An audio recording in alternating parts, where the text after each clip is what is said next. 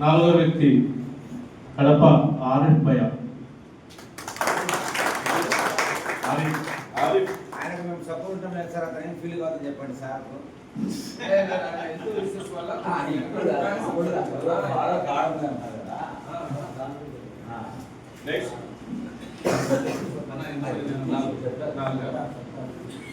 ఐదో వ్యక్తి మరి జాకీర్ అన్న గారు.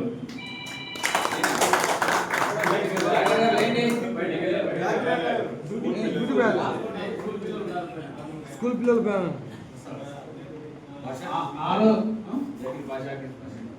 ఆరో వ్యక్తి ఎండి మహమ్మద్.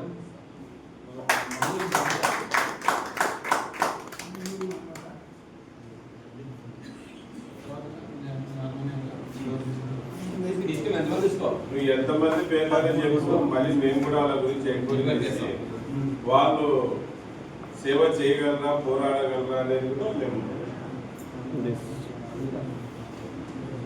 అన్న 21 మంది కావాలి, ఒకరు కాదు ఇద్దరు కాదు. నువ్వు చెప్పింది 6 పేర్లే.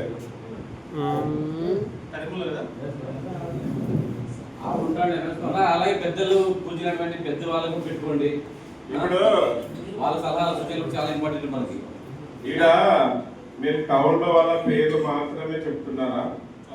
పక్కన మండలాలు తాలూకా వాళ్ళ పేర్లు కూడా చెప్పాలి. ఎందుకంటే సేఫ్టీ డ్రైవర్ అసోసియేషన్ కడప జిల్లా, ఇది జిల్లాకి రిజిస్టర్ అవుతుంది కనుక కడప టౌన్ కి అయితే కడప టౌన్ వాళ్ళకి మాత్రమే తీసుకోవచ్చు. కానీ ఇది జిల్లాకి అయితే ఉంది, జిల్లాకి అవుతుంది కనుక జిల్లాలో ఉన్న 10 మండలంలో ఉన్న వాళ్ళని ఒక్కొక్కరికి తీసుకోవాలి.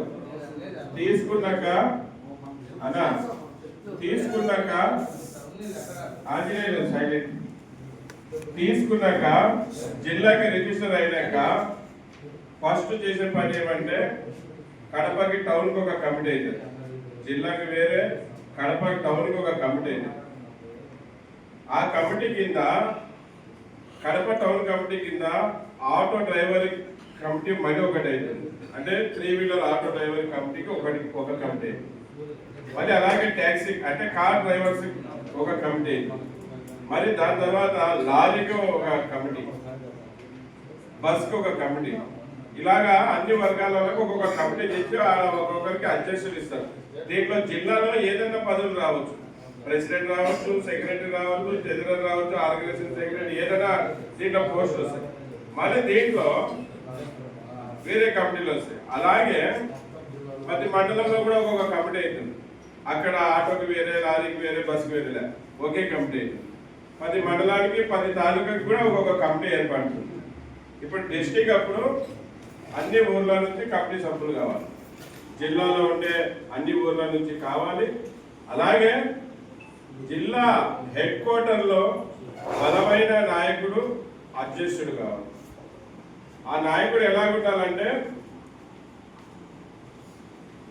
365 రోజుల్లో 300 సార్లుగా ఈ అధికారుల దగ్గర పోతా ఉండాలి, ఈ రాజకీయ నాయకుల దగ్గర పోతా ఉండాలి.